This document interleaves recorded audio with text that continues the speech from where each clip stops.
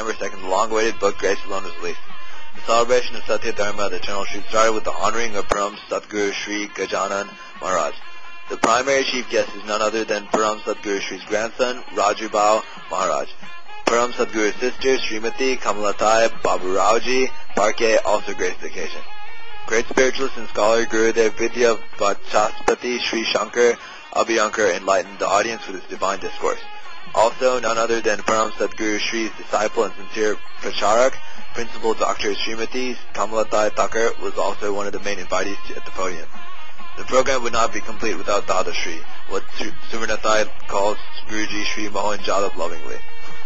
Chiranjeevi Isha and Chiranjeevi Rohan, grandchildren of Suvarnathai, were blessed with the opportunity to take part in the main celebrations. The program ended in the midst of the hustle of book signing and reporters from the leading newspapers and TV stations. I bow to the lotus feet of my most respected, venerable Sadguru Sri Dada Shri with great respect and devotion, surrendering myself at the divine feet of my Sadguru.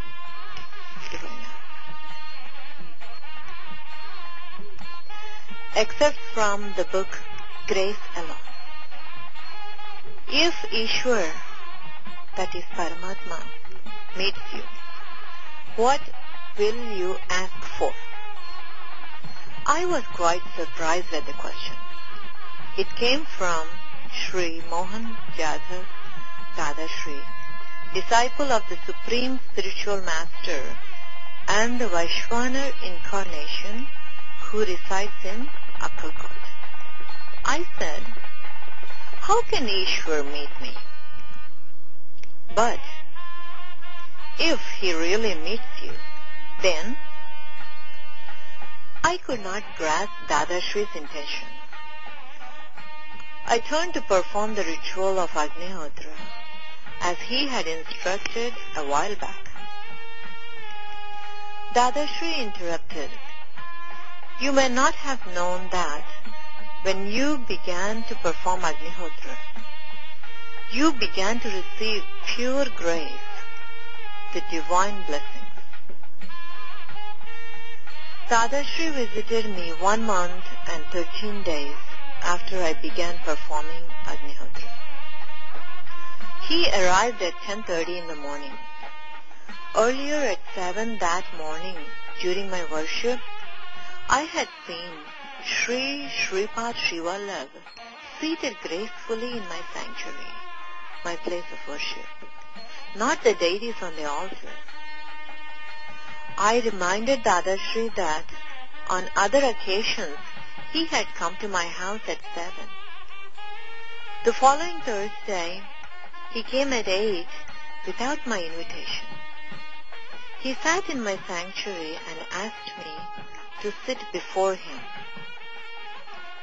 He said, Shri Swami Samartha has sent me. The worldly life is not for you anymore. I wondered why he was telling this. I had read about such sudden visits of Sadgurus at the disciples' residence and then initiating them. Dada Shri proceeded to initiate me with the mantra Abhishek and asked me to repeat it as per his instruction. The whole event was beyond my understanding. After that he said to me, remember, the Supreme Spiritual Master, Sadguru Gajanan Maharaj Shri. The knowledge that comes in dreams is the supreme knowledge. I have given you the most sacred mantra chanted by Sri Swami Samartha and the great sage Agastya. Later, revered Sadguru Maharaj Shri gave me his darshan and said, my dear girl, you are very fortunate. Dada Shri added, the greatest power in the universe stands behind you. The entire lineage of the spiritual teachers is with you. The relationship of guru and disciple continues from one birth to the next, from one life to the next. We have granted you the unbroken and permanent Yoga Kshemam Vahamyaham, granting you the total care all your life. This is the reassurance of Parabrahma, the Supreme Power. Dadarshi resides in America, and even though he may be far away from his disciple, it does not matter. The knowledge comes through the graciousness of the spiritual master, the strong determination to observe the prescribed rules, true devotion, courage, patience, and firmness are essential to follow the path. The disciple should not lose his focus. He must be steadfast as he takes the path of the greatest supreme truth with the spiritual master's grace. Dadarshi reminded me that the path is very difficult and demands rigorous effort. One must have the spirit of the warrior, not to deviate from the path under any circumstance.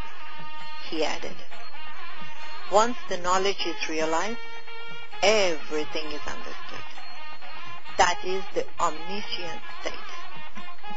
You will see the majesty and the grandeur of this yoga, which has no compassion. Even the sovereignty over the earth pales before this omniscient state.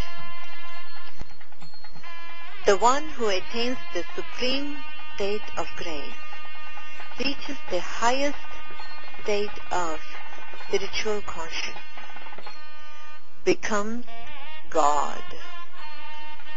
There is no I consciousness in it.